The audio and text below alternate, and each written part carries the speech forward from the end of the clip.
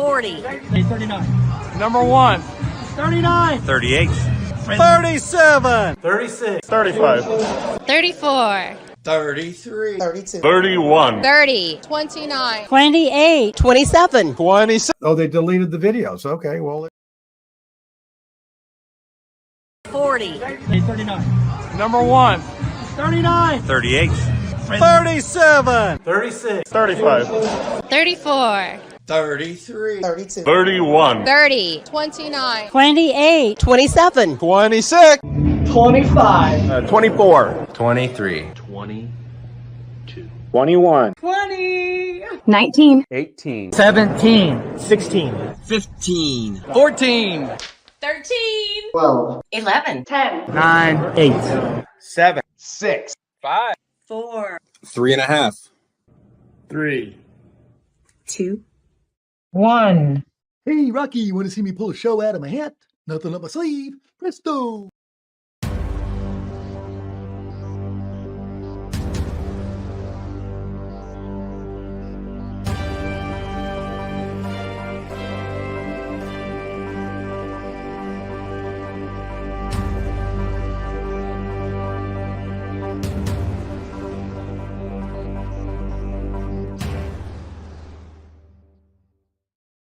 All right.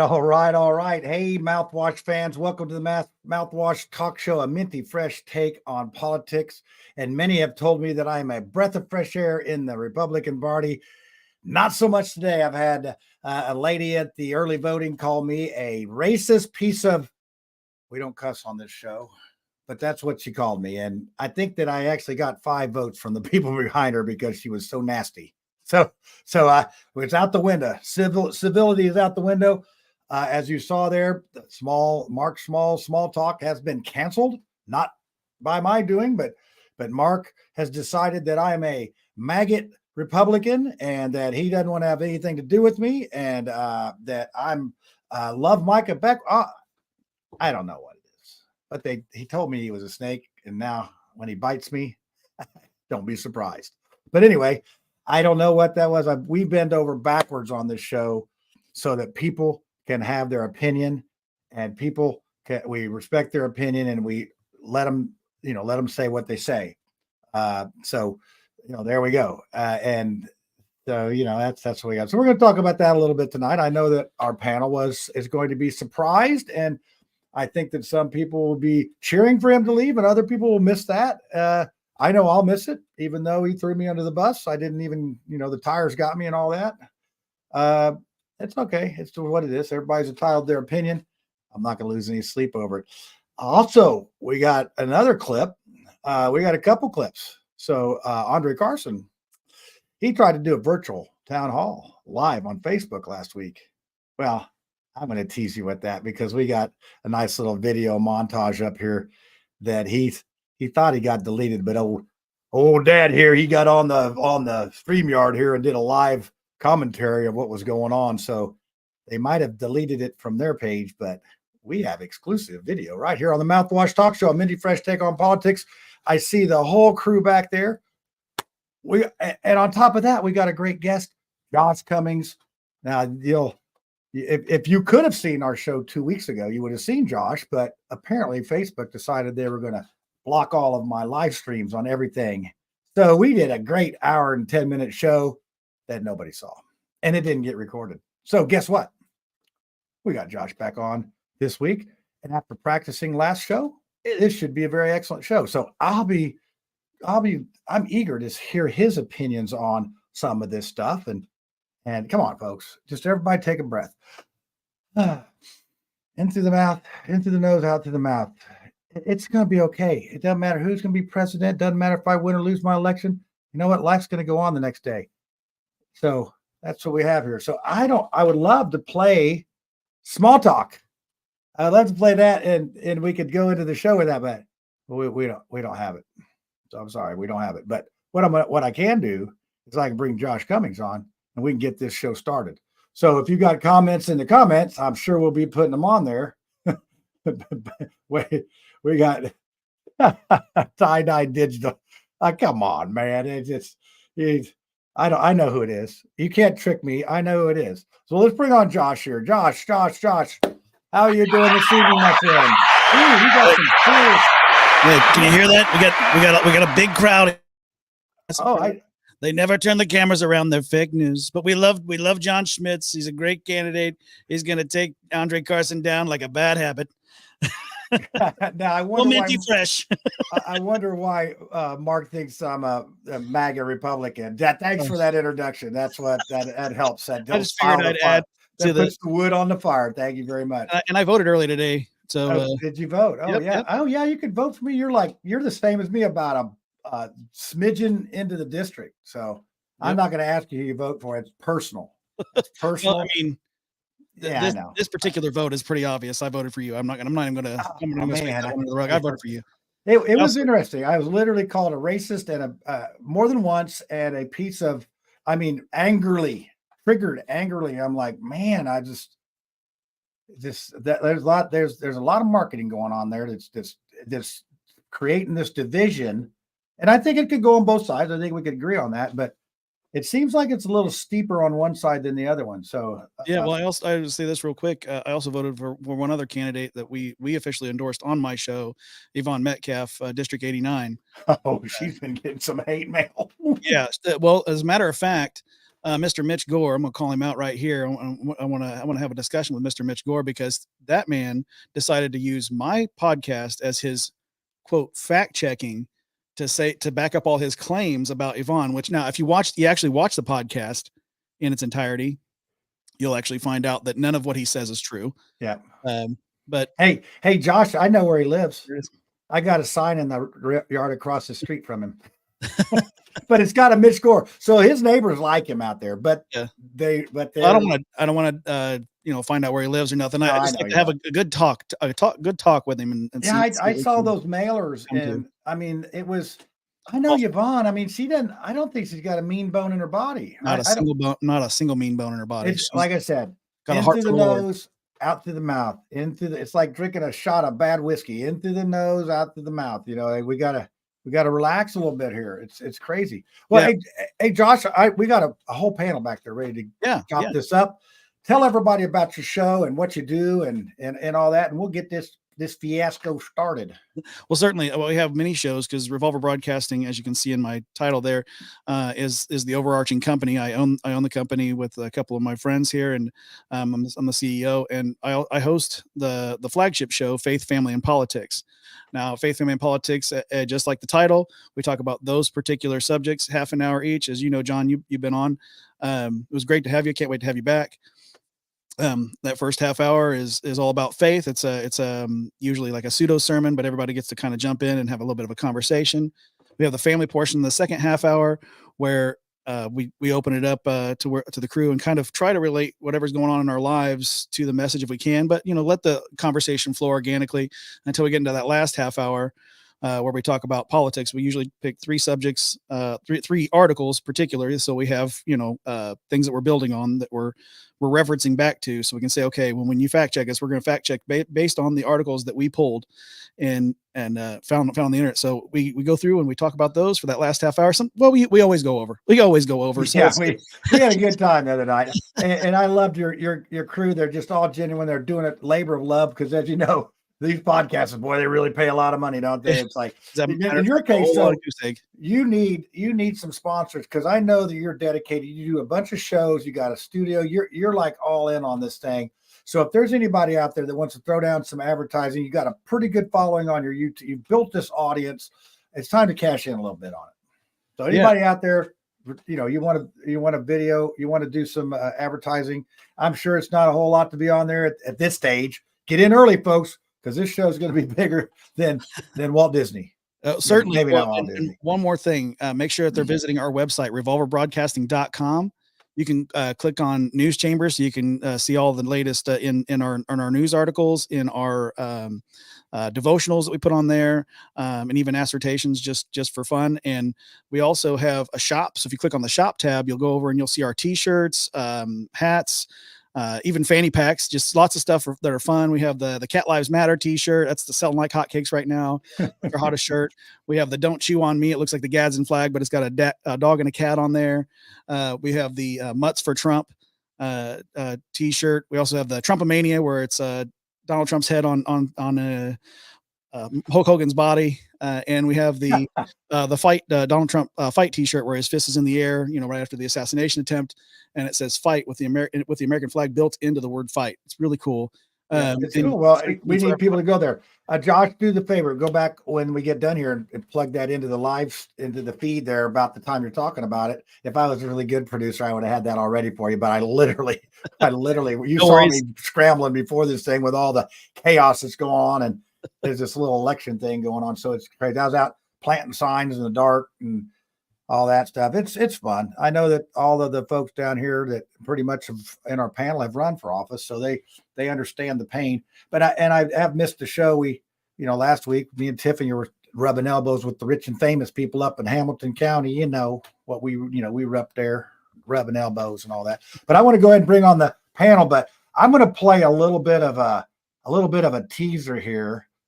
This is what we're going to talk about tonight. We'll probably touch on the Mark Small thing a little bit, but I don't want to dwell on that. But here's a little teaser of what we're going to be talking about tonight, about lying politicians. So here you go. Then we'll have the panel on here, and get ready, Josh. The hot seats are coming. Town hall debate, Mr. Smith. We have presented you options several times, virtual options. You've declined. That's unfortunate, but we're here representing the people very proudly and honorably. But thank you for your question, sir. Okay, well, I think we're about to wrap up. So I wanted to end on a little bit of a fun note. And if not a Taylor Swift song, I'm sure people would love to know what artist you're listening to. You're a member of the Hip Hop Caucus, former musician. So wanted to hear your thoughts on that. I would probably have to say "You Belong to Me." It's a classic. That's my favorite. I like 22. I like He's So Tall. Wildest Dreams. That's my joint. There you go. That is it. Wow, let me get the people in the right place. Oh, I'm so sorry. I had to get close, so I was trying to read the comments. Well, this is let's see. We got Lucy's supposed to be in the middle. Let's see, left. Nope, what was he being interviewed for? It's a virtual. Okay, we're gonna get into that. All right, so that was a teaser just to get you guys on here. And Josh, you've been on the show, so this is going to be basically a 5-panel discussion here. So we got the formalities out of the way of promoting Josh's show. And Josh, I would love to be on there again after this election. There's so much that I'm learning and seeing. It's sad. So what I'll do is I want to go ahead and play the entire thing here. It's about 357. Yeah, 357. And this will lay it out for you. What happened. So here you go. Yeah. He's got a virtual town hall on Facebook today at 4:30. Well, it's about 4:43, and this is what you got so far. This is what they're doing. So you see here, they got this, they got that. They can't even get online to do this. So you see Andre's person there.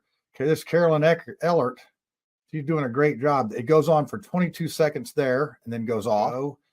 Here's 26 minutes ago. They did another whole 37 seconds, but nothing came on. Here's another 38 seconds, I think. Here's another 28 seconds. That's what we have.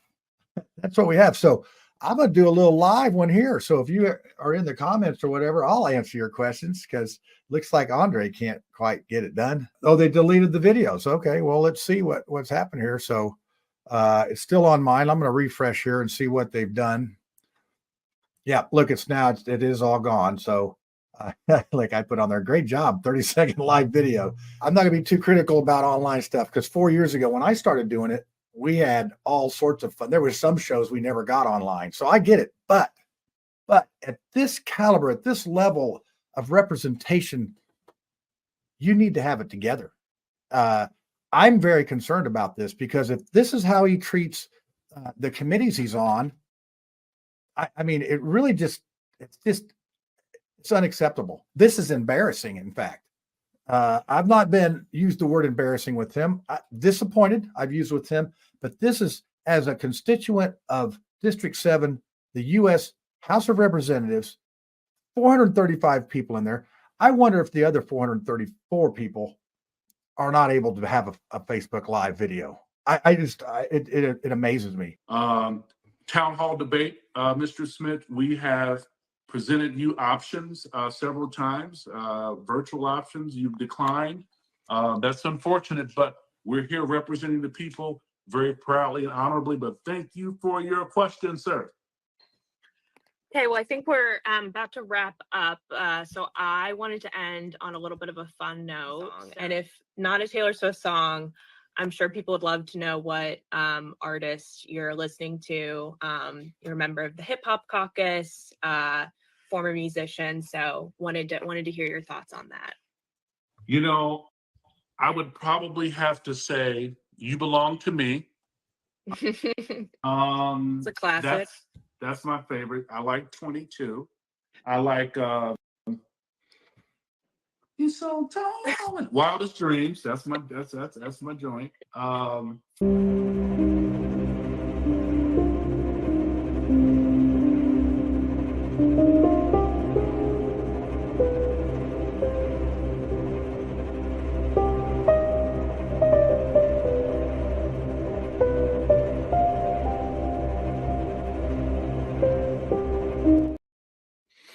All right, so there you go. That's sort of what happened. So just to sum it up, last Thursday, 4:30, he had advertised his virtual Facebook Live town hall. Doesn't get on, switches over to Instagram, doesn't really tell anybody, switches over to Instagram, and that's the second part you saw. So I got over there, and he got up there and just lied about me declining we've given him letters, and he said it in front of the crowd. Oh, have your people get with my people. And we still can't get, and he even agreed after this. So I got all these people calling his office. Oh, yeah. It's sad. He'll keep running, John. Yeah, that's what we're thinking. I mean, why not? He's got a huge lead. I get it. This is what I love social media for is those kind of moments. I love you like tracking him down and asking him that, on a lot, because like that video is going to live, Well, and they deleted all of it. They deleted all of it. So it's just been a very interesting. Go ahead, Tiff. They deleted his virtual town hall after he finished? Yep. Well, you saw it got deleted that got deleted and the Instagram got deleted. And he only answered 3 questions. And it looked like they were doing it he was in captivity somewhere. I mean, it looked like he was in a closet. Yeah. Well, then she was, I imagine, to me, that was somebody's teenage daughter doing her social studies project. Well, I mean, it's Daddy, can you get me a congressman? 1 second, sweetie. Is it like the Veruca and the golden goose? That's what I want a golden egg. I want a congressman now, Daddy. Now. So I want Andre Carson now, Daddy. I don't care where he is. Oh, it's just and I was at early voting. I'm surprised at what time did you go, Josh, to vote? After work, what time? Between 3:30 and 4. Yeah. Man, I was close to being there. I must have just missed you because I was in the line telling bad dad jokes. I had these people they were like laughing. There's a real nice gentleman waiting outside, had his Kamala Harris hat on, and he was like, "Well, I hope you're voting the way I'm voting." And I'm like, "Nope." Yeah, he goes, well, he's like, rah, rah, rah, rah, rah. He starts Donald Trump's a traitor, and I'm like, okay. And then he was like, "You must be just watching Fox News," and I was like, "No, actually, I own a news organization." Yeah, I am the news. Well, it's funny. They were he hit you with a word salad. Yeah, it was a lot of that. There was a lot of mumbling. I grew up in a middle class family. Yeah, it's like, oh, Lucy went in the dark. Lucy, do you what do guys you even think about watch all this? Trump? You don't have any troubles with the libertarians, do you? Wait a sec. Come on, Lucy, get it together. This is a professional show. Trouble was with libertarian? Well, of course not, because I'm the only real libertarian. You see, that's the big contest with libertarians, is to find out who the one and only real libertarian is. Who's the Spoiler most alert. We have one over here. I would agree with that. Lucy, if you could get some more consistency, I think that's the biggest problem with any party. I mean, the Republicans were sort of split in half. The Democrats, they just sort of, they're a monolithic, they're like locusts. They just seek and destroy. They don't care what it is, and they all get together. And locusts advance when they have no king. That's we just destroy for the sake of knowledge, I guess. What sake of knowledge? So did anybody see the debate a whole lot of knowledge with the governor candidates? What's that? Yeah. Oh, are we going to talk about that, please? Candidates? Yeah, we can talk about it. Well, before we get to it, my gas stove isn't working though, so I don't know what. I don't know who comes up with these things. Isn't somebody going to steal it if somebody gets elected?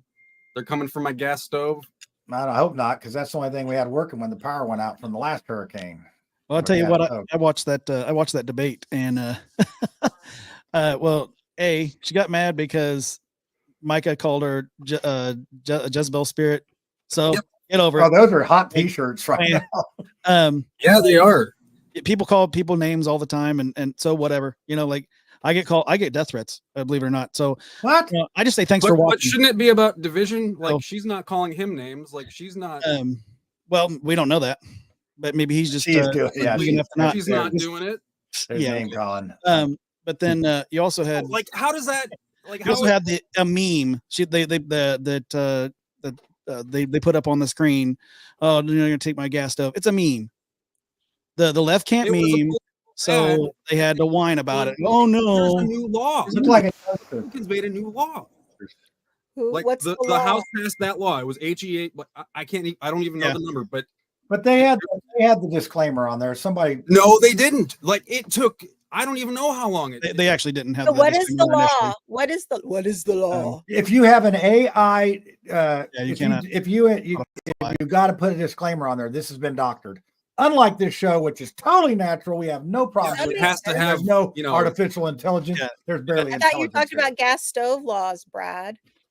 No, and that's what Mike Braun's ad said. It was a picture of Jennifer McCormick with a bunch of signs that saying "No more gas stoves" or something like that, and that was a doctored photo. It was, and there was no disclaimer underneath it. And according to the new law, there has to be a disclaimer saying that this photo has been doctored. It was eventually changed. But how long has it? I don't know how long it took. Is this something the Attorney General has to look at, or I don't know. It's fairly new. This is really new. So first I had heard about it when they were talking about it at the debate. I had to go look it up because I had no idea it was even. I think in a lot of these cases, if it's especially if it's a new law, what happens? So I put my disclaimer on this show. I don't. I have to. If I don't, then I could be in jeopardy of that. And you got to have the wire box around it. You got to have there's certain rules. But a lot of times, if you break that rule the first time, they will give you a warning and have you correct it. So in that sense, but that ad played for a few more days. Well, but they still give somebody warned them, and then if they don't change it, then you get fined. That's just how they generally work. Now, of course, it does help to have a friend in the Attorney General's office, but that would be a state thing. They're running for a state office, not a federal office, so it would have to be the state. Now, I have two problems with this. First of all, why are you picking on Jennifer McCormick? Duh. Why do that? Second thing is, there's a lot more than gas stoves. To me, we're not running for high school president here. This is real deal stuff. So, Brad, I can obviously see that you agree with me, right?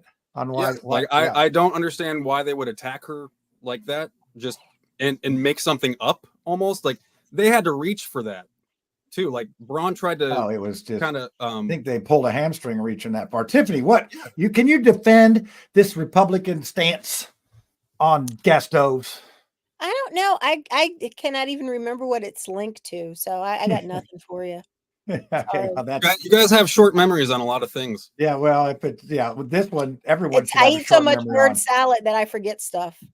Yeah, you need to eat more cats and dogs like they do in Springfield. They're eating the dogs. They're eating the cats.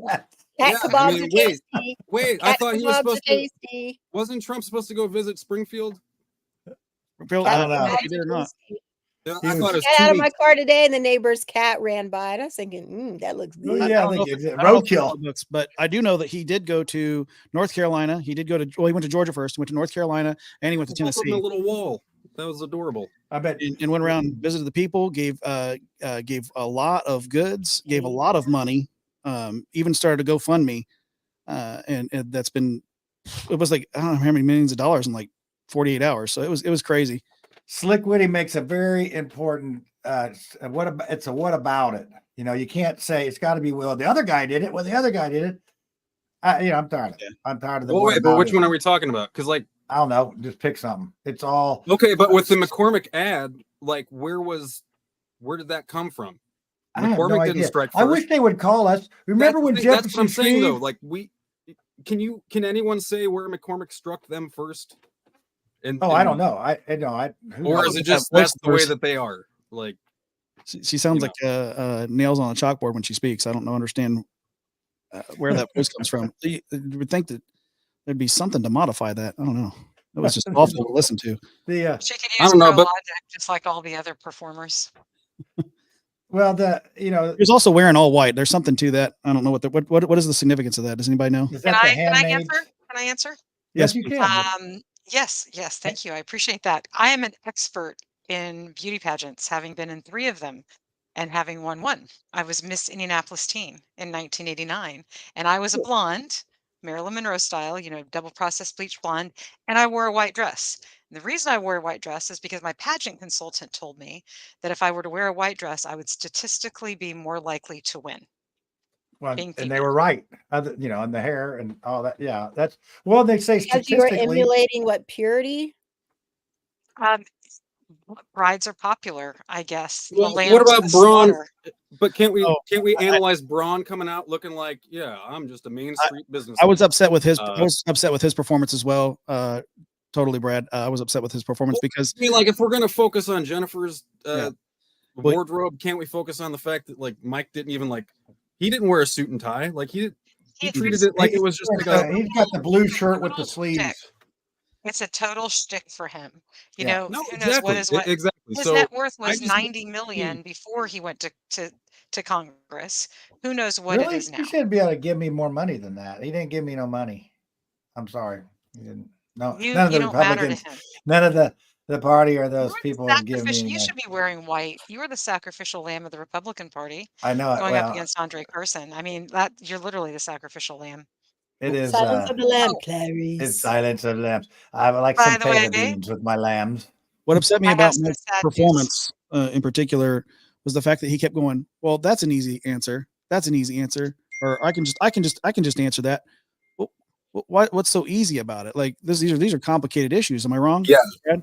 So I when I heard him say that, I was genuinely upset with him over saying, "Oh, that's just an easy answer." It's not an easy answer. There really should be, well, they should have had more time for sure for both of them. They needed a longer time for the debate, honestly, but also there needed to be more formulation to those answers because just that's an easy answer was kind of bumming me out, man.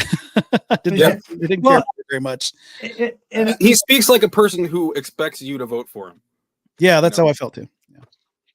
Yeah, that your vote's already in the bag. So Yeah, he's just there was there to no placate your like voters. there was no like request for your vote. I feel like that rainwater the other day. I do think we must give him credit for letting the underdog in a debate because he didn't have to do the debate, just like Andre doesn't have to do the debate. Jim Banks not going to do the debate.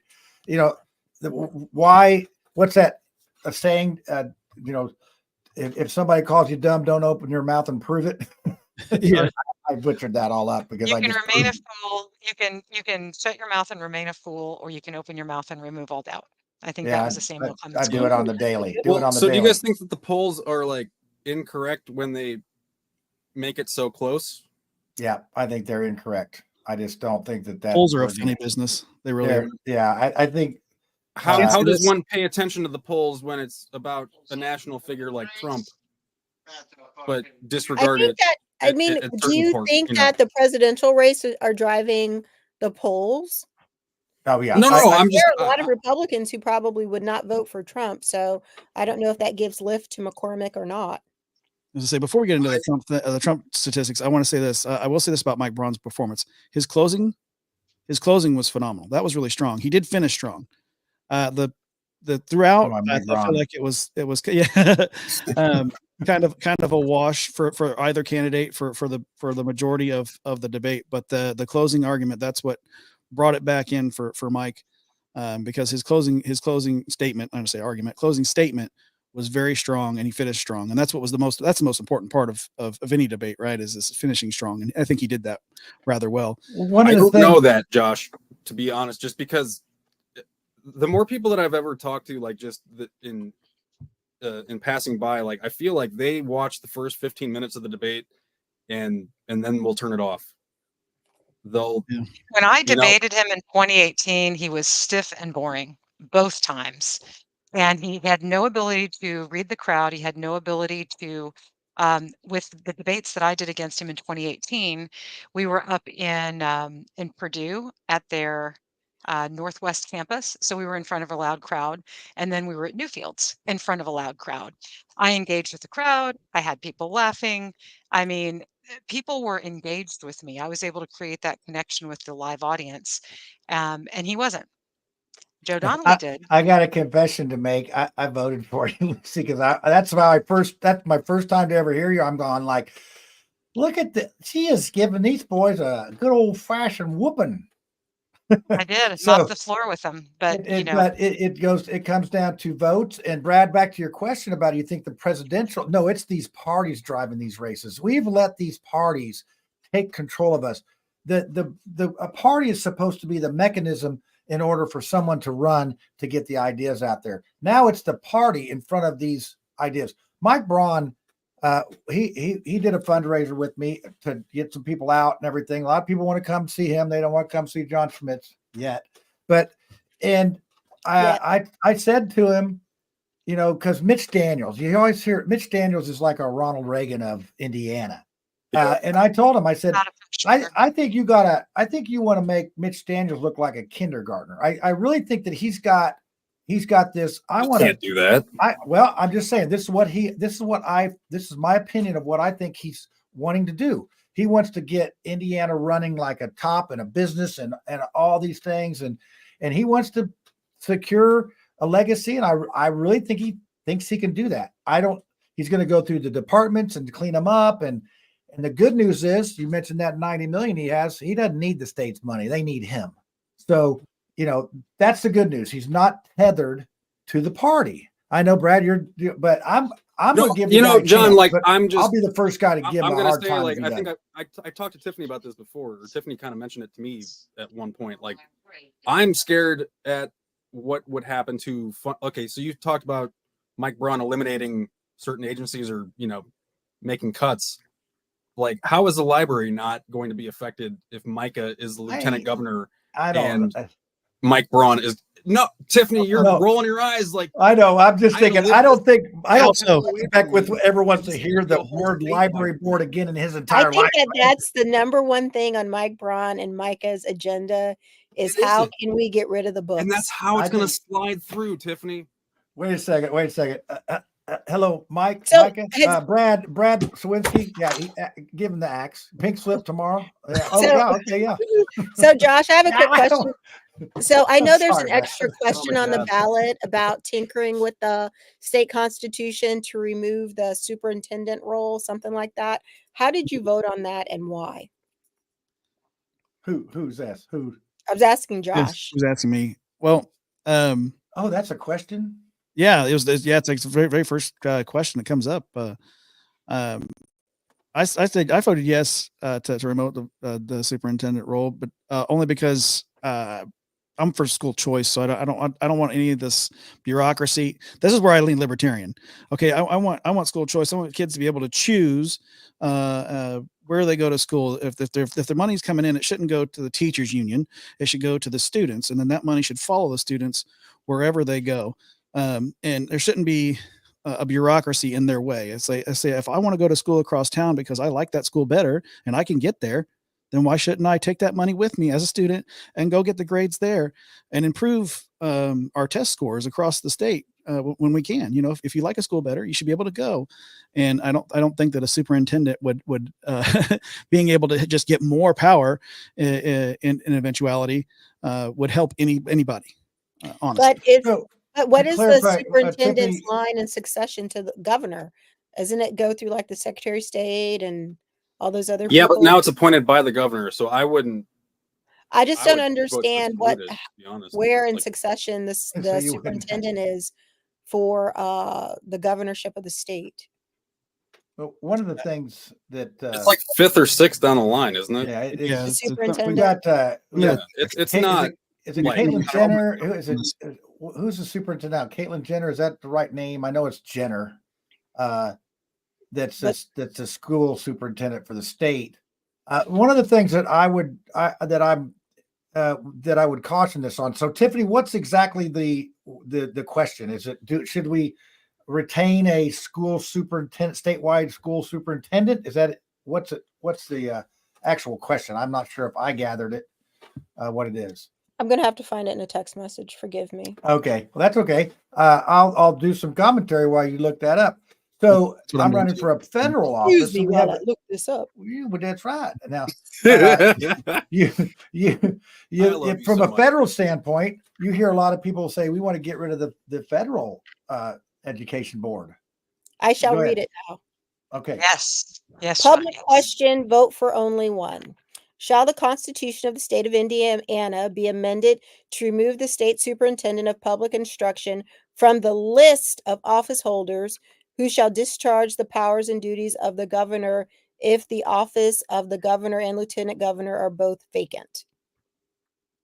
Oh wow, that's just I would so vote that yes just means because it used to be an elected office. This is why I say no.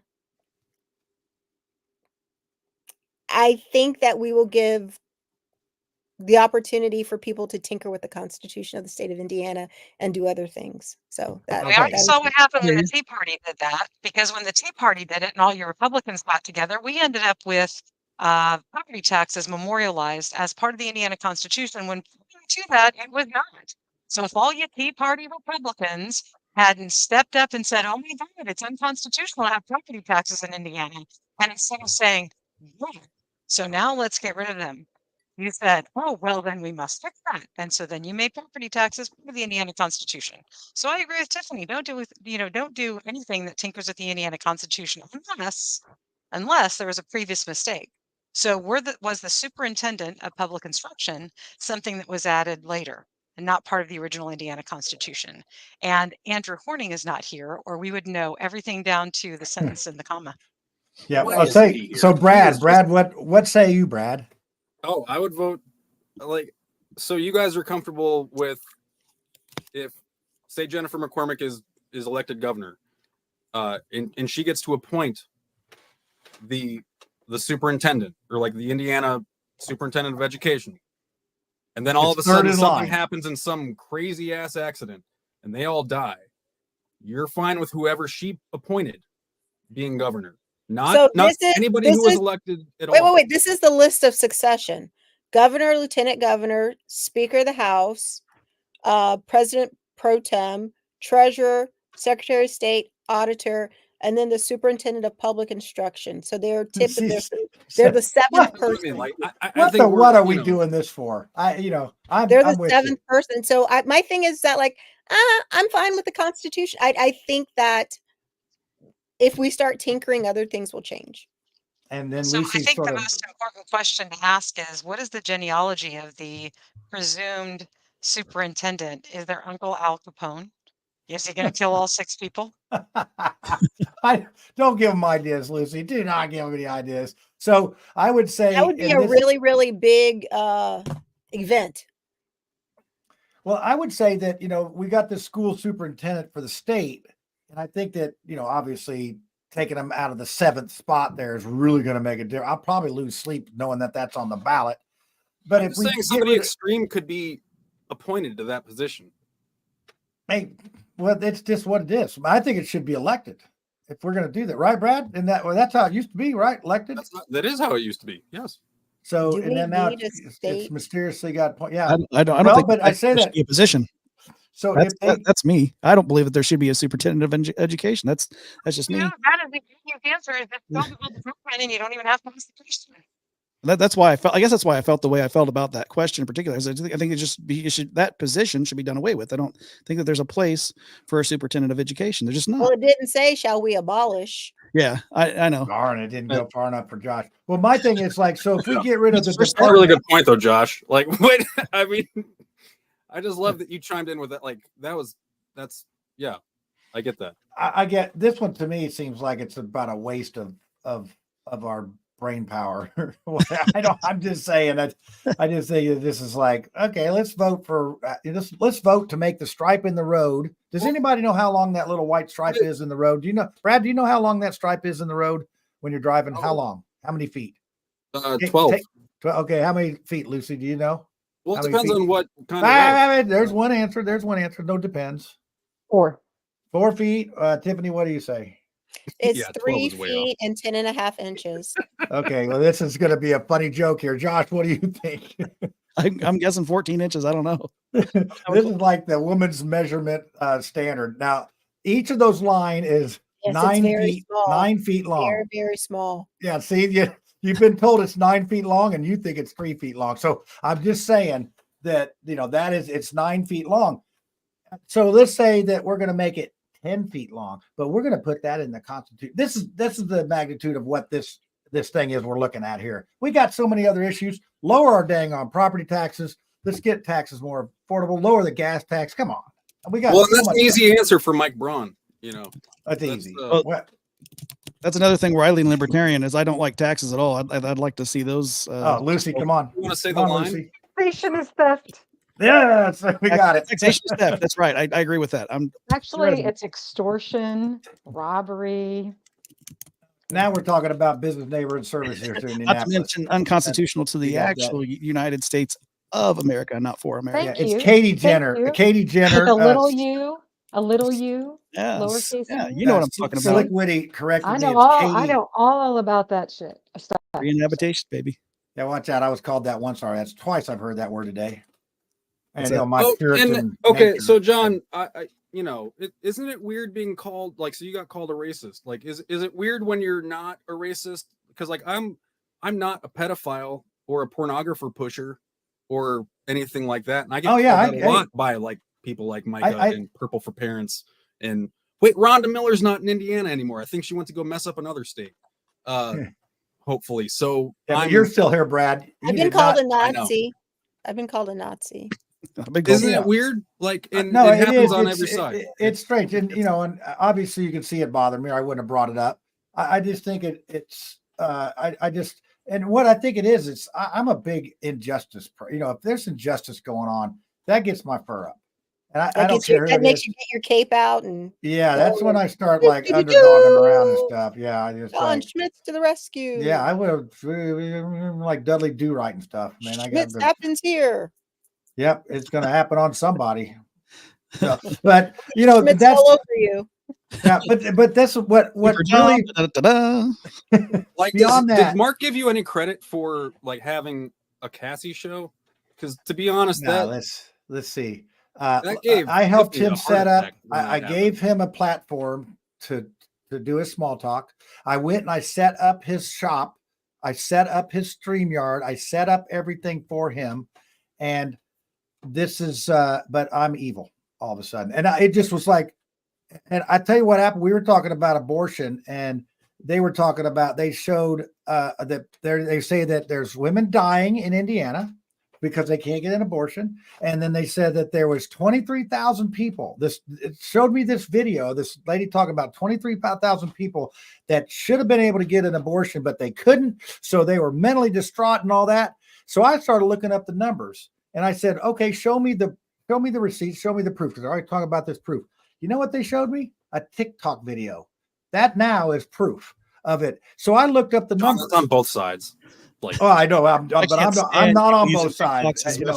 And I generally don't push back on anything, but this one was like, I need to have some proof. Well, apparently, when I asked for proof, that got some feathers ruffled. So I looked up the numbers. I thought, well, 23,000. Well, how many abortions have we had in Indiana? Well, the abortion number has gone down in the last 4 years. It started in the high 2000s, and then it got down to 1,700, and then the new law came in effect, and there's 27 abortions now. So how's that a stat that we should even know? By the way, like that's well, we shouldn't, and that's my point. Wait a minute, Brad. Before you joined the show, we did a show talking about it because I know I've pulled abortion data before, and the way they stratify the numbers, it is an educated suburban woman thing, married, already has children. When you look at like the state data for abortions, yeah. And then and if you look at the child again, how is that? We shouldn't have it, Brad. That's the next. No. Well, when you go in for a procedure, I think they ask you questions and they stratify. Why is that demographic to anybody? It should fall under the HIPAA. We shouldn't even know. This should be between the well, doctor and the HIPAA woman. is like two personal identifiers. Well, but this is personal. I think if you're, that's information that shouldn't be. You can't identify somebody if they say educated or married.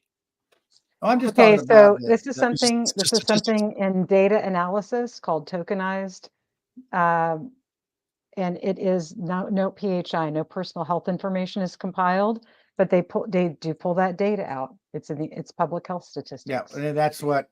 So, but you think about that. We're down to 27. So when they say there's a total ban or whatever, that's not true. There's not. There's obviously 27 reported abortions in this time period. I honestly think that with what we have with education, with certain birth control things, this number naturally is going down. But do you also feel that there are women who are being forced to carry to term? And I think that this is the problem I see. People are afraid of being they're afraid of being prosecuted. They're practice birth control. No, he's talking about if you were a pregnant young lady or a pregnant lady and you felt forced because you might be arrested or persecuted.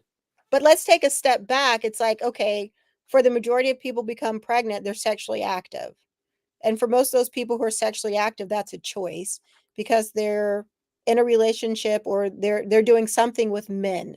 So let's keep the cart and the horse in the right order.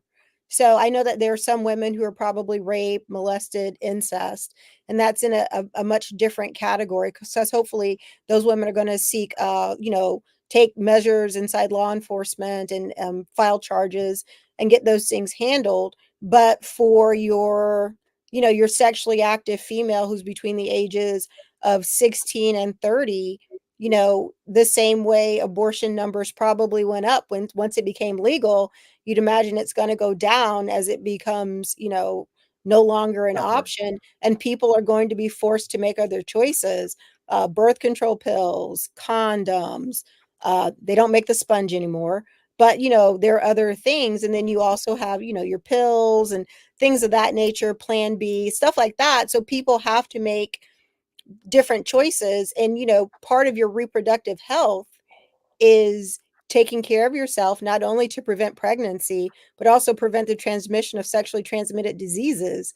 So the idea that to me, as a growing up in the 90s, preventing the spread of sexually transmitted diseases, for me, that was much more important than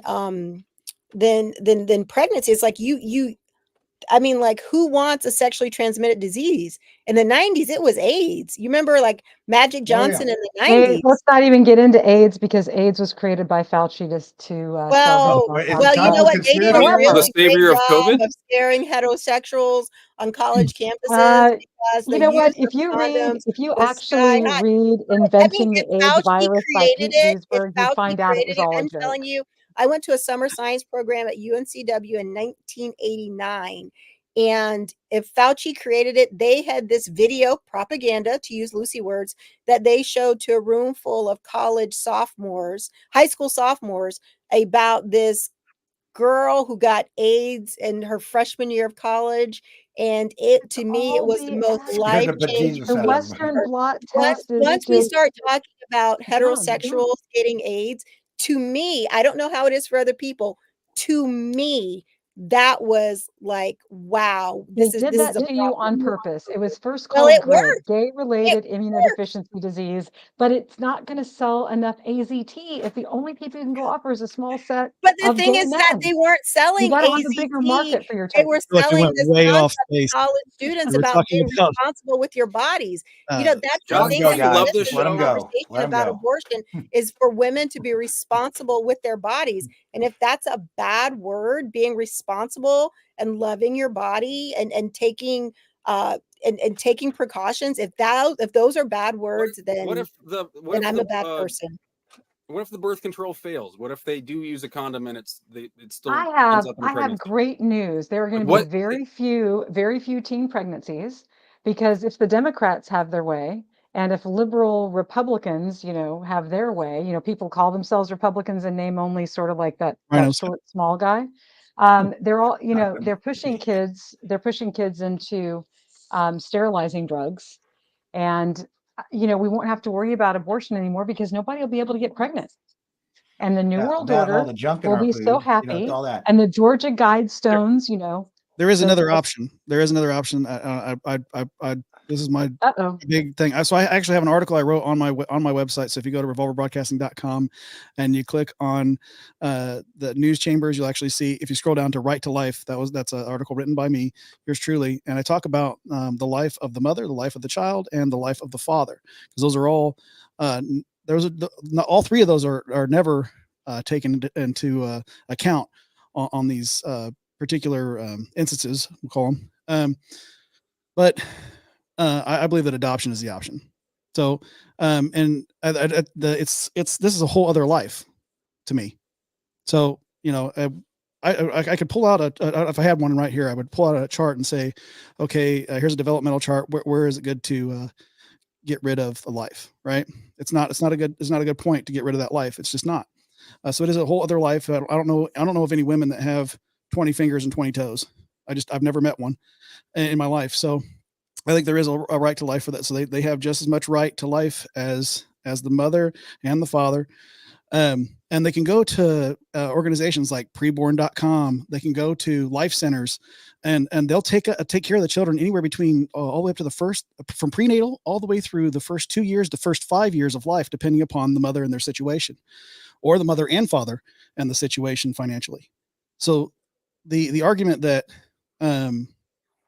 these children should just be gotten rid of, or it's because the health of the mother is nearly never, it's like such a fraction of a percentage that it's not even a concern, because the medical industry has leaps and bounds come into the future. We're not living in 1913 anymore. We're living in 2024, and in 2024, the doctors have ways of keeping you alive, even if it's complicated.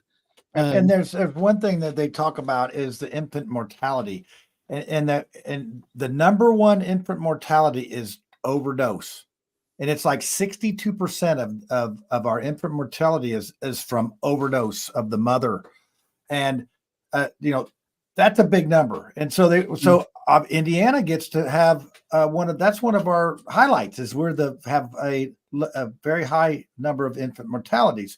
And maternal mortality, especially in the African American community. Yes, exactly. That's a whole other issue. It's how do you guys not, if it is such like a Vaccine-induced death religious syndrome, sort of, VIDS. if it's Go a ahead, religious thing, how is it not between that person who chooses to have the abortion and their God? Like, how is that not, like, they have to live with God that. already voted. They will be God judged already by voted. that. God already voted. He put the baby in there. So God already voted. God said, I knew you before then you were God in will your punish mother's them, womb. right?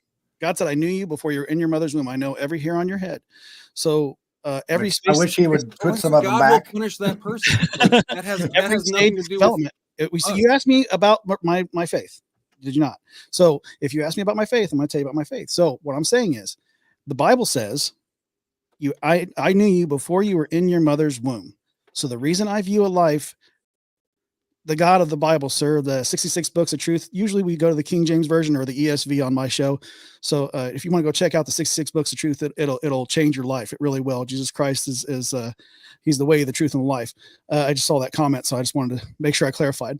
But that's why I view it that way, because it is a whole other life, and it starts right there at conception. As a matter of fact, scientifically, as soon as the egg is fertilized, there's actually they've been able to magnify this. As soon as the egg is fertilized by the sperm cell, there's a flash of light they can't explain. There's a flash of light that actually happens in that instance as soon as it's fertilized. Well, what is that? What happens in that instance? We don't know. Maybe we'll one day know, and we'll be able to understand the human soul. But I really feel like, and I think it is, just from what I saw, because it looked like such a miracle. The life is such a miracle. It really is. I mean, how does it even happen, right?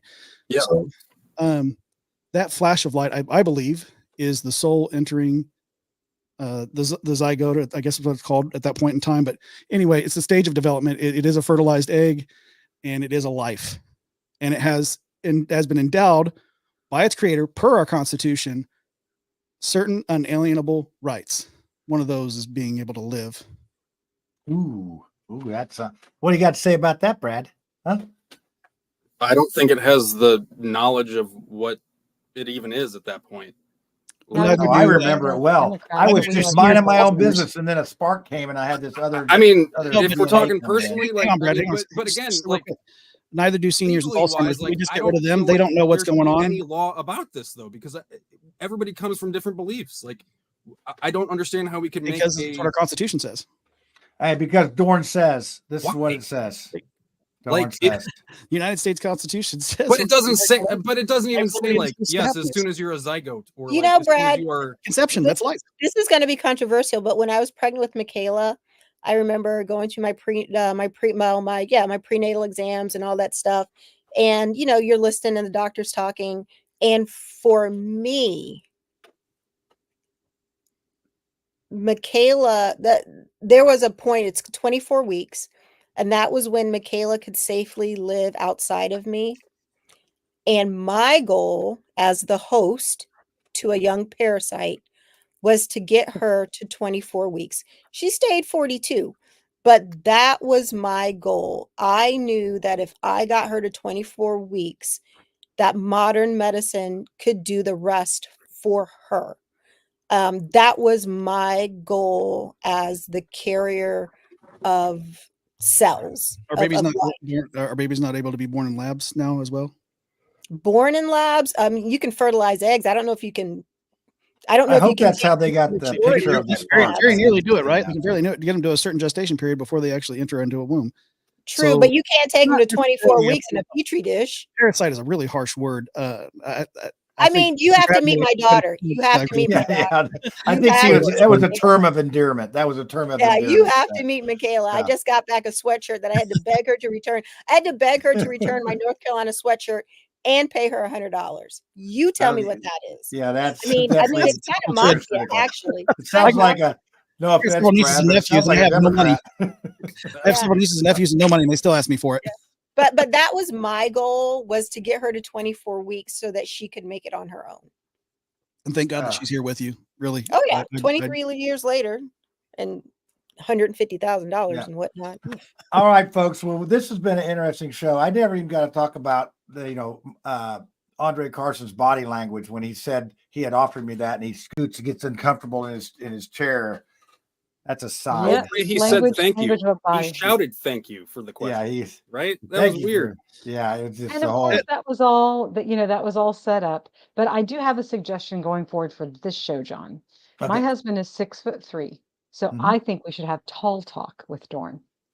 Hey, I'll tell you, there's one thing about Mark Small, that he was on time with stuff. I told him he had 2 minutes. He'd have 2 minutes, and he'd have it to me every before the show. And I didn't have to do a lot of work with him, but I helped him set up all his tech to get. But this is the thing, is that I don't think he understands that he needs you. Like Mark Small without a platform to be Mark Small that's a ticking time bomb. I invented. At least he had an outlet. I mean, he's got to be talking to people at the grocery store. Yeah. Well, and I mean, he can have small talk, but I'm the one that made it up, and he's going to definitely be in the cucumber section, explaining things. He's going to be talking to people. Do you know how to tell if a melon is fresh? Let me tell you. You just smell it. I know. Tap on it like this.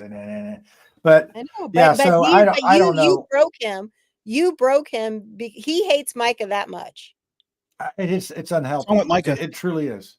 Yeah, It- but like this is like, how is this not an outlet for that? You know? Well, that's what I'm You just saying. let him- I didn't. You just He let him quit. go. I And didn't. I feel like I have to he- pick up a lot of that slack now. Oh Thanks a yeah, lot, Mark. you got to. But you know what, Brad? You don't. You just it rolls off of you. You say what you say, and I think that a lot of people feel the same way you do. But you're not dwelling on it. You're not doing every show. I mean, he had a streak of 7 in a row, I think, where he just railed on Micah. And at some point, you get to be a glanging gong or whatever. I'm holding a lot in, I guess, John. Yeah. I want you to know But I that. think Well, you a are a lot White of Sox people- fan, so hey, you know, I think Yeah, they So lost there's a somebody lot of called rage me- back games. here. Somebody What, called me Tiffany? and I did an interview and somebody was asking me questions about Micah. And I told them, I was like, I'm proud of Micah the way that you're proud of like a little brother when like, you know, like if he sells the most like Girl Scout cookies or whatever, like he had a goal and he had a plan and he worked his plan, he reached his goal. And I think at the end of the day, I think people who are upset with him are just upset that he found a way to do it. And on this show, John and Lucy and Brad, you guys know this. We have people who come on our show who want to run for office, but they didn't have the 2 primaries under their belt. And they were so upset that their county party chairs wouldn't give them a waiver, or they'd go to another county and no one would give them a waiver. But with what Micah did, he didn't ask for anybody's permission. No one gave him a waiver. He pulled the Constitution, he read it, and he made a plan. Hell, I got one of those little Micah harmonicas. I mean, like he had like Are they as little annoying as his own voice? he's got like a little Micah bag and he had like little Micah fans. I mean, like they worked a plan. I can't wait to see campaign they worked the finance plan, report Tiffany. to see how much money he raised. But at the end of the day, it's like he connected with the everyday Hoosier, crowned them, and made them delegates. That's the beauty of it.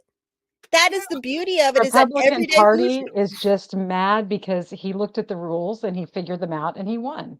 You can't hate on him for outworking his competition. We sort of did that here in Marion know, like, County.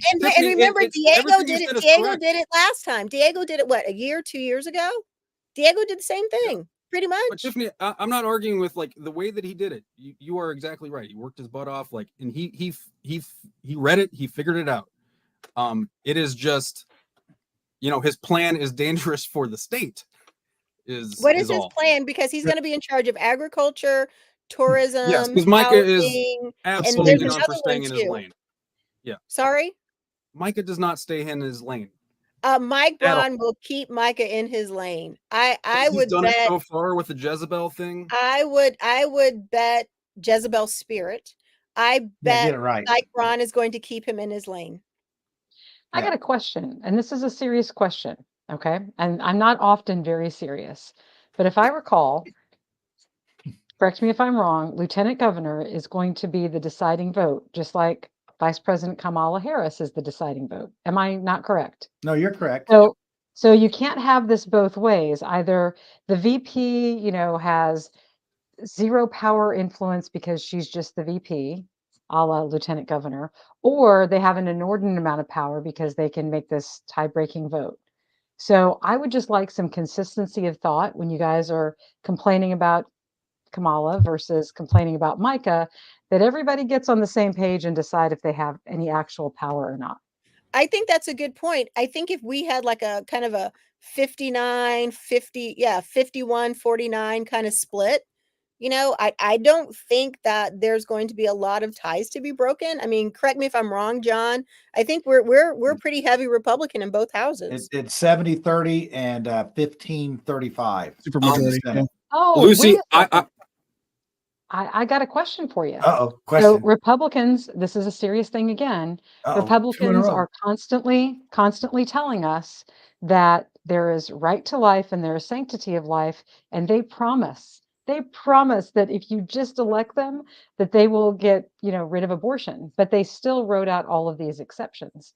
So if we have the Republicans so strong here, why do we live in such a sucky state? I mean, you Republicans keep promising me freedom.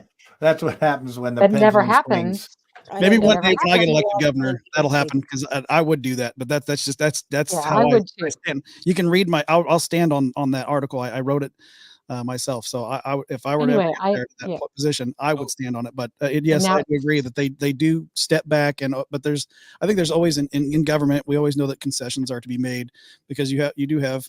There is another whole party to consider. There is a whole section of the state that we do have to consider. We have to consider the constituents of all Hoosiers, right? So the real no reason, matter how I Joshua, say it with me. They need the marketing ammunition. If Republicans actually got rid of abortion and they couldn't say, you better vote for me, you better, fundraise, you better send me money, or that evil Democrat is going to kill babies. Well, the fact of the matter is they could have stopped this nonsense a couple of decades ago. And that's why the Republican Party coordinated to get Kurt Nicely and John Jacobs excluded. They made all kinds of machinations to make sure that two pro-life people who are genuinely trying to get the job done and save babies, to make sure that they were not a problem anymore. So the Republican Party without, who is the hero without the villain? You've got to have somebody to play against for all of your marketing letters and your fundraising letters. So I don't believe any words that come out of those Republican mouths. Can you guys address the story about CPS and children sleeping in CPS because they had nowhere else to put them? I think it was in the Indy Star. I saw the headline. But I don't think CPS is well funded enough. No, it's a matter of funding, but we got record foster care kids going right now. It's the most ever we've ever had in the foster care system. We are so close to a lot of John these. Schmidt, what are you going to do about that? We improve it.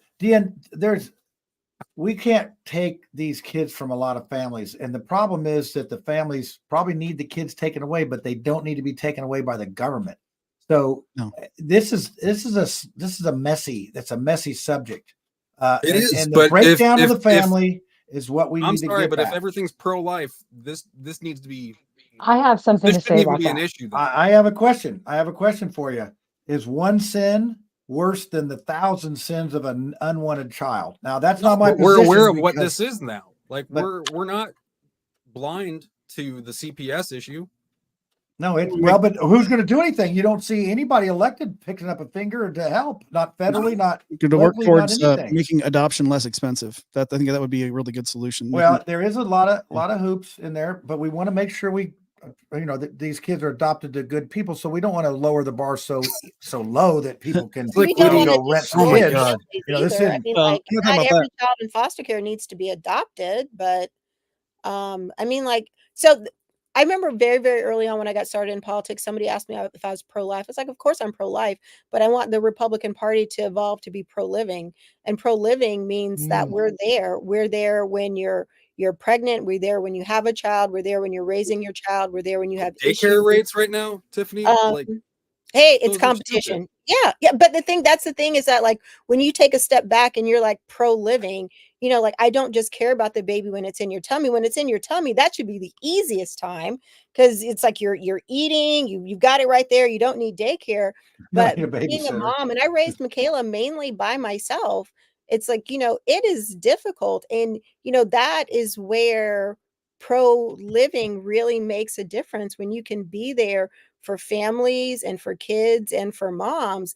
That's the thing. It's like, I remember I was talking to somebody who ran for mayor and I was like, you know what? If you want to win in Indianapolis, you need to get all your moms together, have you a million mom rally and put your arms around moms, because the sooner that you put more support and resources around your moms, the better life will get for so many people.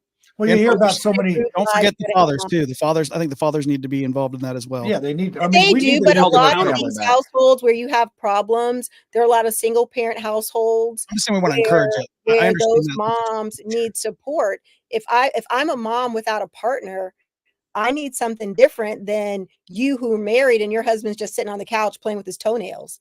You know what I'm saying? Like we got two different things going on here. Absolutely. Whenever we talk about violence, we talk about gun violence, we talk about issues in our inner cities, people always point their fingers at the single moms.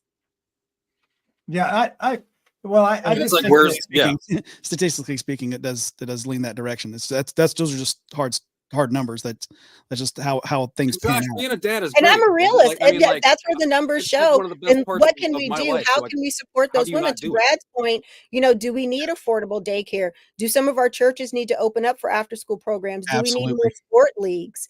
Do kids need opportunities? In some of those places like south of 38th Street, do we need free internet cafe? Should I be able to take my EBT card, sit down at an internet cafe, have a cocoa, a cookie, and some free internet? Maybe there's iPads that are built into the table and I'm able to use them. I mean, you have to think, how can, if the mom is busy at work, how can the community pick up slack to make sure kids have great experiences? And then that gets me to like big brother, big sister. This is one of the issues, is that, when you're a young professional, big brother, big sisters is a great idea. You're fresh out of college, you're a young professional, and you want to change the world. All of a sudden you get to the point where you're like, look, I could be spending more time at work and advancing my career. There needs to be tax credits that are given to people who volunteer for Big Brother, Big Sister. Give them a $2,000 or $3,000 tax break for volunteering their time. You're not going to pay them, but you have to reward people for giving their time to take care of the youth. I mean, like I wrote a paper and did a talk on I called them family zones. You know how you have business zones? There are places where you want people to come in, bring their business and make a whole, help a whole economy prosper. There are places in Indiana, around the country, you can go by zip code. There are people who are on welfare, single parent household, literacy rates are gone. People are getting GEDs. There's parents aren't married. You can look by zip code and you can figure out where you need to put resources in so that you can help the lives of children. and then we call that Chuck E. Cheese. Brad, what do you got? Whatever. No, you call I them can't family follow zones. that. What the hell, You man? call them Family family cheese. zones. You pay Family the cheese. teachers more and you incentivize people who are with these children who don't have the resources. These are seeds that are in infertile soil. And through legislation, time, and energy, you can improve the lives of children. Yep. Okay, Brad, Go to the your turn. library. Hold on, Josh. And We'll you get can you take them next. to the all free. library. Yeah, Thank you. It is free. We pay for it. Like it is such a resource outside of whatever anyone says. Like program wise, I never knew there was free so Wi-Fi. much stuff going on at the library until I met you, Brad. So you're doing the Lord's work here on library stuff. You've stuck in here. You haven't quit us. You haven't quit us. You're still here. We try to offend you, and you still keep coming here. I tell people myself, I'm not very smart, but I don't quit. Josh, go ahead. I'm going to give you the final word. We're going to wrap this up because you can tell. Are we not going to talk about the vice president debate? No, we're not going to talk. Tiffany, we're out of time. For the love of I didn't know you were going to fact check me. How are we out of time? Fact check you live. We've been on 1 hour and 13 minutes for the love of everything holy. But you got something else to do? We go 1 hour and 45 on mine. Yeah, right? Hey, this isn't whataboutism here. This is not whataboutism. I want to add to what Tiffany was saying, but also Tiffany, October is Ladies Month on my podcast, so we're featuring all women all month long in the month of October. So if you'd like to be on during the month of October, let me know because we would love to have you with all the ladies. Yay! It'd be fantastic to have you here. I think you'd get along with these ladies real great, and could talk about all the subjects. But to your point about the churches stepping up, I wholeheartedly agree. Because the ladies on the podcast, because it's lovely to get to actually sit back and watch my podcast run with other folks on the camera, and actually see just the ladies take over and do their perspective. And they were talking about how on my podcast they were talking about how the churches need to step up and do programs like the Big Brother and Big Sister and allow them to be able to help take care of the kids. And I think churches should probably work that into their budgets. That'd be great to especially these bigger churches that have a lot of money. I won't call out any names of any churches, but we know who they are, right? We've seen the mega churches going past them. They have a lot of money flowing through there. Let's allocate some of that to the community, right? That's what a church is supposed to be doing. It's supposed to be reaching out into its community. That's biblical. So I think that they should be allocating some of their funds to doing programs like a Big Brother, Big Sister, where the kids can come. Hopefully they can use the church's facilities or facilities close by where everything is vetted and properly done. So that's, I want to say, I hate the word regulation, but you need that with childcare, right? I think that should be the community taking care of the community. And I don't know what happened anecdotally, I want to speak for myself in families. I see a lot. Well, grandma takes care of the kids for a while, or aunt so and so, or uncle so and so. So hopefully, if more families were stuck together like they should be in the state of Indiana, we could see more of that happening, where we don't have to lean on a church necessarily or an organization so much as we could just lean on our family and call them up and say, hey, I know you're hanging out and you happen to be retired, but while you're going fishing today, would you mind taking my child, A, child B? If we'll just leave it very generalized here, but yes, right. Extended families. I've seen that in the comment there. So extended families, because we need that more. We need our families sticking together. And even if you're just friends for a long time, like my crew here, we all call each other family. We're brothers and sisters in Christ. So if one of the other one needs to pick up some slack for the other one, all they got to do is ask. Yep. One of the things, remember back in the day when you would do stuff with like the neighbor lady, you'd knock, a kid would knock on the door, the neighbor lady's cooking dinner, and some kid works their way in and they're sitting at the table talking you to death, stuff like that. I mean, yeah, exactly. That used to be a thing. I used to hang out with one of my mom's friends, and we'd go to the grocery store. I don't know. I think I was probably child labor, but I used to drink a whole lot of Dr. Pepper with her and play Yahtzee. I don't know if I was a playmate or what, but I used to hang out with this old lady. Well, with inflation these days, a lot of families have to stay together because the kids can't afford to move out. It's like, so, I mean, and we laugh, but that is one of that's maybe one of the good things about inflation. You have to, I know people that, if you want to move out, they have 5 roommates because what they call people feel trapped. That's not like a happy occasion. Like people are. What kind of roommates have you been, Brad? What kind of roommate have you been? That's how America used to be, Brad. We're trying to make it great again. Yeah, we're trying to. No, but you're describing like a 20-year-old kid or something like that is being forced to live at home. But that will give them motivation. Maybe. Whoa! Let's think about Hold on, this. Sparky. Whoa! So, there used to be a time where you lived at home until you got married. Mm-hmm. And so these kids who want to move out at 18 and 20. So what you're telling me is that you'd rather have to get a job, pay your own bills, where you're essentially a slave. You're a slave to the system because you have to work to pay your bills. But if you moved back home and shut up and did some chores, you could have a much better life. This is the thing about how many people get when you're 18, you're out of the house. I mean, I think that is not the majority of people. Most people move out because they want to. They want freedom. They want to come and go as they please. They don't want people in their business. But I think something has to be said for staying at home. I had friends. I went off to college. I had friends who stayed, went to college locally, lived at home. When I graduated in 1996, I had $20,000 in debt. And then one of my friends, she graduated from college. She lived with her parents the whole time. She bought a house. Now, what do you get? Paper. So nice. I mean, I paid $100 a month for like 10 or 15 years. Well, if we go further back, I'm just saying, I'm with Dorn on this one. Like you outlive your house. Oh, I thought you were with him on this one. I thought you were going to say that. I am. Like, that's what I mean. Like, that's funny. But really, is that worth being a slave in the system? Having to work, pay your own bills? Do you know how much rent is? Yeah. Yes. Yes. Life's hard. And if you go further back in history, make life hard. When is it gonna make life harder than it needs to be?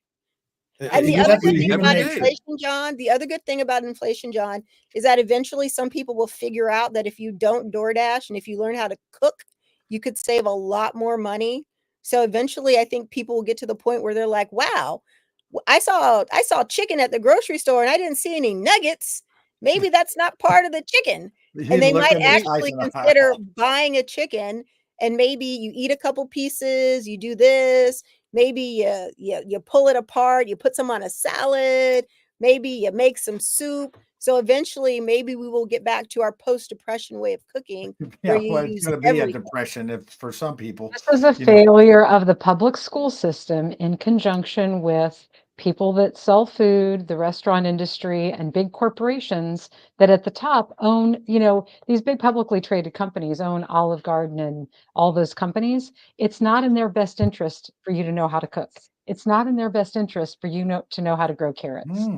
Well, so and you forgot to add. This is why there's no more You home forgot to economics. add government in there, Lucy. They want Lucy, you to you'll depend love on them this. too. You'll love this. So on Sunday, I was slicing some red peppers and all these seeds came out. And I was like, I'm going to throw the seeds away, but Lucy will be so mad at me. I'm like, right here, I have all these seeds and I can have all the red peppers I ever wanted, but I don't have time right now. And I thought about it. And I did, Lucy, because I'm thinking about when Oh, you think God. about like, what they're saying, like storms coming and, all this other stuff. And I'm like, here, like seeds right inside of it. It's like the fruit and the vegetables. They tell you what to do. Be careful with Like- saving those seeds. You might have Monsanto knocking on your door. Okay, so Excuse me, but those seeds here's belong to us. the last trivia, little nugget of information. Then we're going to end this thing. We're not doing conspiracy theory tonight, unless Lucy wants to. You have a good one, Lucy? I'll give you So my here time. you go. So have you ever heard the thing where they cut the persimmon seed in half? And in the persimmon seed, there's either a fork or a spoon. And the spoon means we're going to have a lot of snow, and the fork means we're going to have maybe a mild or less snow. So I saw somebody post 10 persimmon seeds, all with the spoon. So we're going to have some snow, and we're due. You think about it, we're due for a snowy winter. So there you go. That is your prediction. I should have saved that for conspiracy. It's almost like the weather runs in cycles. Brad, do you have an Yeah, almanac? I probably have one at work. Yeah, he's got some. He doesn't want to bring work home with him. That'd be called homework. So okay, I'm gonna play this. Does anybody actually, guys, I do have 3 colanders in here that you can make your own tinfoil hats. I just got to get them to you and remember to do it. So Lisa wanted hers back, so she bought 4 online. So she's got her original one back. I got the new one here. Amazon Prime Day differently. She got 4 of them for $10. It's like stealing stuff. I don't know how she did it. But anyway, we haven't done this in a minute, so here you go. I'm sure this will get me elected to the U.S. Congress. This video right here, I just probably Can't hurt it. So here you go. Hey y'all, it's time for the conspiracy theory, so you better get your tinfoil hat out and let's see what's going on this week. All right. There you go. Ooh, my foil must have got hit by the hurricane. It's coming up a little bit there. Oh, that's no good. I'll fix it. Let me put my hat on. All right. I'm Brad. Yeah. Everybody's going. You like that, Josh? I do. Yeah. That's a blast from the past. This is what happens when I give everybody a week off, Josh. This is what happens. The show goes to where it goes. Goes to the same word I was called today in line. Birds. Those are the birds. So anyway, Josh, since you're the guest, you could go first, unless you gotta think of one, and we'll let Lucy go because she'll have one for sure. So I actually I talked about this last time. But Brad, did you get a chance to watch that documentary I was telling you about, the chicken? No, not yet. Oh man, you got to check it out. So to go with what Lucy was talking about, the control of the food industry. Now, like I said, Morgan Spurlock, the guy that did the documentary on chicken, I don't agree with his politics, and unfortunately he passed, so God rest his soul. But he did some fantastic documentaries on the food industry, and this most recent one about chicken, I'd have to look it up to like I forgot the name again. It's not on the top of my head, but he actually went through, farmed some chickens himself. He purchased some and farmed them himself, and basically he was able to circumvent everything that was the government, all these regulations that are supposedly there. All he had to do was just check mark boxes saying, yes, they're free range. Yes, they're this. Yes, they're that. And they just had to open up the doors a little bit and put like a little half of a fence outside and let the chickens kind of run around that. And it only had to be out there for like maybe 5-10 minutes a day. And then they could be forced right back inside. And also they were pumped full of hormones, but even though they said they were hormone free, but still pumped full of hormones. The chickens would grow so large that they would actually break their legs on a regular basis, and that would kill them, or they would have heart attacks and die. And I think he ended up, like, per every 100 chickens, he only ended up with 78, 79, because on a statistical basis, because they just kept dying because they're being pumped with so much stuff. And this is what's being sold to you wherever you go. wherever, if you're buying Tyson chicken, if you're buying Purdue chicken, you're buying the stuff it'll say hormone free, it'll say cage free, it'll say that they're free range and all this other stuff, but most times it's a total lie, and you're still consuming the things that they say it's not there. Yeah, well, I'd say it tastes like chicken. So, all right, Lucy, we'll let you go because I see you were like, yeah, I'd see that nod. Yeah, I know all about the Cornish cross chickens. That's why we do Freedom Ranger out here in the country, the people that, know what's really going on. So, should we talk about the obvious conspiracy, which is lithium mines in North Carolina mountains and BlackRock already having contracts for the lithium mines in North Carolina, and HARP, the High Altitude Resonance Project, which you can actually go to the official HARP page, like you can put in HAARP, and it'll take you right to the site on the Alaskan University's website, and it'll tell you all about HARP.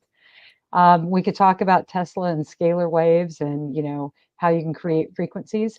I mean, think about this. You can take water as an example, and you can take music, and you can play speakers underwater, and you can create turbulence in water. Why could you not do that with air and with condensed water in air? And maybe there's a way to direct that with these things called antennas. And maybe we've had enough evil people in the world for long enough that they might have experimented with that way back into the 60s with something called Storm Fury. I mean, just like MK Ultra, these things exist. And there were congressional hearings. That the hurricanes were manufactured by men? I'm saying that they absolutely and women. Yes, don't leave out evil women. Not like I said, white men, calm down. There's no fury but from a scorned woman. Just remember that. Yeah. So I think it's pretty obvious. There also seems to be little intention to come in and actually help the people, and I think that that's very telling. Because if you are looking to take somebody's land because there are mineral rights attached to those lands, wouldn't it be much easier to take those lands if not only if the owners were dead, but there were no living heirs? I mean, the government has already floated the idea of GSA, government secured annuities, way back in 2013. So when they took, and this is going back to the island of Cyprus and the bail-in, but what ended up happening is the government said, hey, this is a really good idea. If we just took half of everybody's 401k, what could we do? Well, most people are scared that their 401ks and their IRAs are holding them in a cash balance. While they're in a cash balance, the people in Wall Street don't get to manipulate that money. So it was floated back in 2013. You can read it in the congressional, I think it was a congressional record. I could go find it if you need it. But the lady who's the head of the 401k, the Labor Department at the time, says, all this money sitting here doing nothing. We need to put it into something that works, and that would be called a government secured annuity. So the point of that, bringing the circle full, is that the government already thinks that they should be your heir. I mean, when you die, who has their hand out? Not just your physical heirs that you've given birth to, but the government thinks that even after you die, they should be able to tax you. So the government thinks that it's in the position to be your heir. And if all of the owners of the property and all of their progeny are done and gone, who takes the land? Seems pretty simple. If you kill all the people, who's going to do the work? So hey, we got that going for us still. Oh, we can bring in labor. We can bring in labor. Yeah, we're bringing it in by the truckload. If that's really the case, can they just stop being dicks? Just it's all about more power and more money. More power, more cowbell, more cowbell. Okay, so who wants to go next, Brad or Tiffany? I have one. Okay, go I've ahead. done some extensive research in a couple of different time zones. I've looked at in the hunt for Bigfoot. I think somebody told me to maybe try little feet or flat feet, hairy feet, fat feet, and I just want to report that Bigfoot does not exist. We're just gonna call it. Be careful what you type in with that feet stuff online. You're going to end up with something you don't want on. Really? I've got to point out she's an elected official, which means she's part of the government. So if she says that Bigfoot does not exist, he exists. It does. Oh, wow. He does not exist. Carries a lot of weight now. Yeah. Wait. Yeah. There's no Bigfoot. No. Okay. No, I got it. seriously, I'm with Bigfoot does not exist. I Just want to put that out there. I've done research. Yeah. Okay. We don't. No giants, no aliens either, right? Yeah. No aliens. Aliens, probably. Maybe I should be looking for an alien. Andre Carson was in charge of the alien thing. So, hey, he's out there doing our work for us. Brad, what do you got? All I have is the baseball playoffs right now. White Sox, where are they? The White Sox finished with the worst record ever. They lost 121 games. Is that right? They lost over that. Yeah, they broke the record for most losses ever in a We're season. number one. I went to a doubleheader where they played the Kansas City Royals. This was in April. There was maybe about it. Well, you could count how many people were there.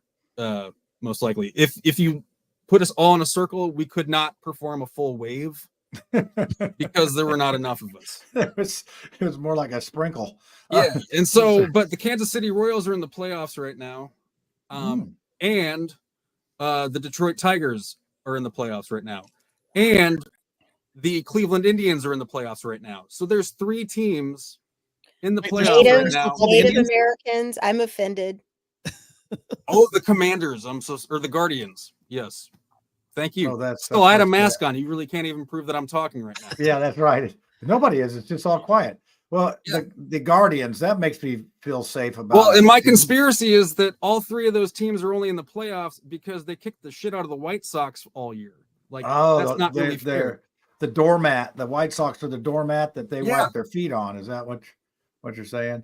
Yes. Okay. Basically. Well, that's a pretty fair. In life or baseball, we're all somebody's doormat. So I'm impressed with all the theories. What do you got, Josh? I was to say that reminds me. The other day, I was watching Major League. I was trying to show my nephew the movie because they showed the. Oh, that's a great movie. The Cleveland Indians are in the movie, and so they're doing the chop and everything else. They're doing all the stuff that people used to just do at those games and everything, and it was just a lot of fun. And or they're talking about Wild Thing, you suck, and all that stuff. But he was like, who's the Cleveland Indians? Is this a real, like, I was like, yeah, it used to be a Major League Baseball team before people just decided to destroy it for whatever reason. I was like, I thought it was fantastic.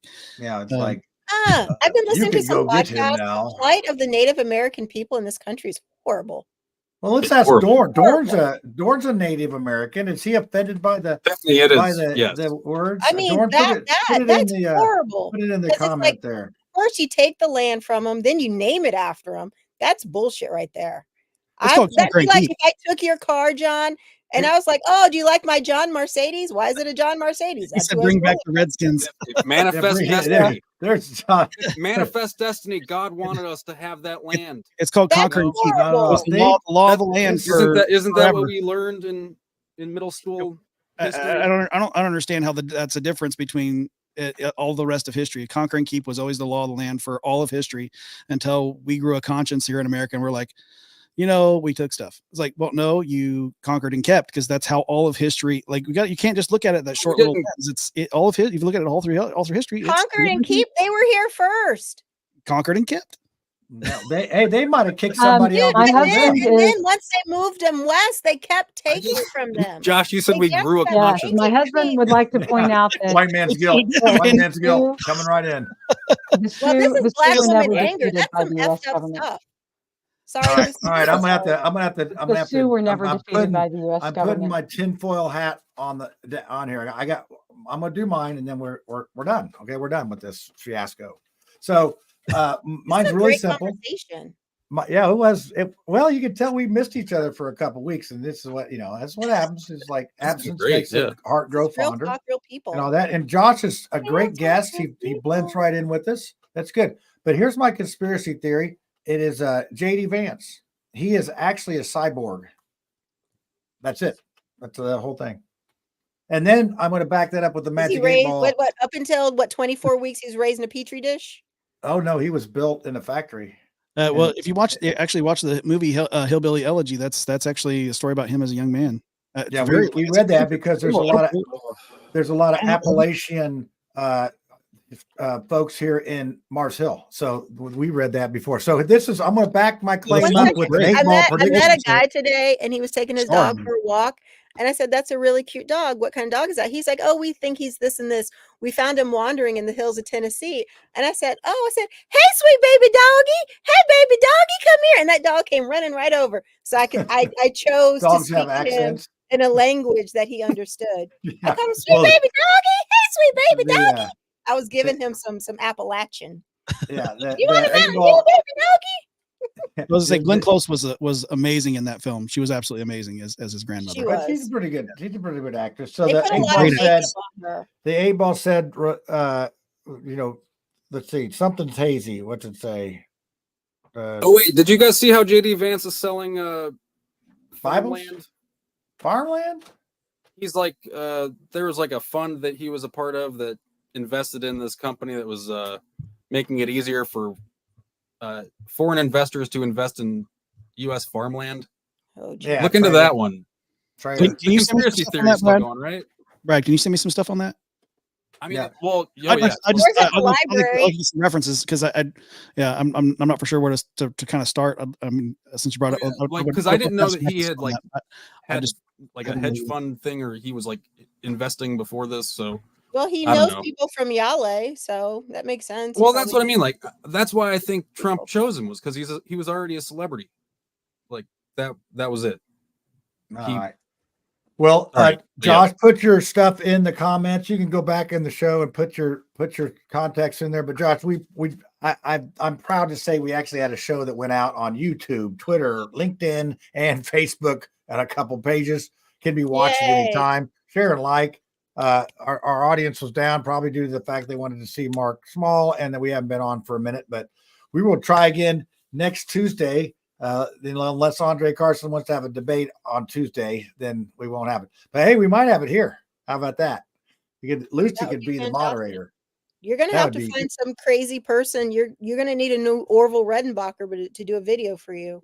Yes, indeed. So I encourage everybody to go to revolverbroadcasting.com and click on shop and pick up some of our t-shirts. Yeah, get the cats and dogs thing. We got the Don't Chew on Me. It looks like a Gadsden flag.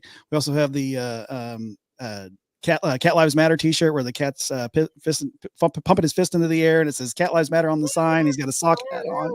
You need one that says Cats and Dogs Smorgasbord, raining Cats and Dogs Smorgasbord. That's for Trumpomania. And we have Faith, Family, and Politics as well. We got all kinds of different things there. I'm sure that you'll find something there in our shop that you'll enjoy.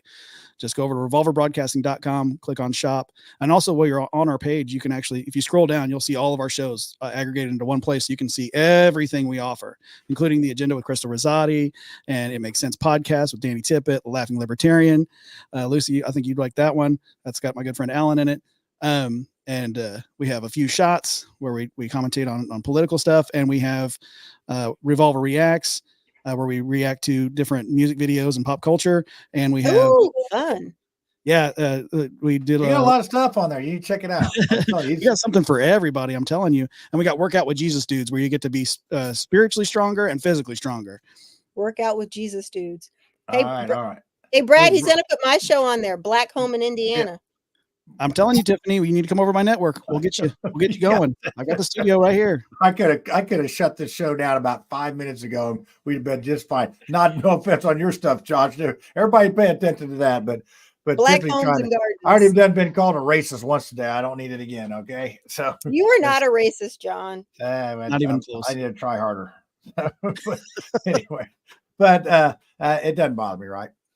How's your relationship with Cassie?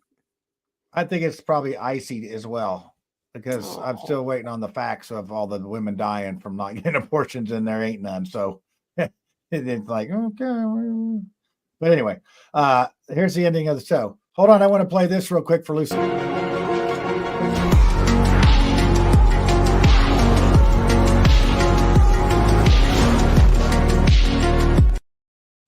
There you go. That's for you, Lucy. Accurate. So, okay. I'm going to end the show with this famous video of me getting kicked out of the Meet the City Officials.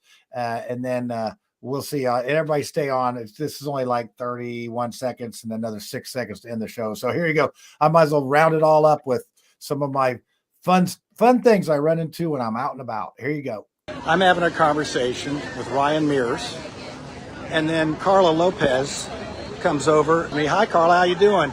Didn't you think that was rude to interrupt my conversation with Ryan Mears? Oh, I mean, no. Yeah. I'll ask you to step over here. Now this guy, what's that? I'm going to ask you to step over here. Come on. Why am I stepping over here? Because I don't want you harassing you. I'm not harassing anybody. She came up and interrupted a conversation with Mears. There you go. I'm supposed to be ending the show. Anyway, you can see I'm a troublemaker. Stir the pot, baby. Thanks, everybody. Look, Brad already gave up. He just said, I've had enough. So sorry. There you go. All right. Bye, guys.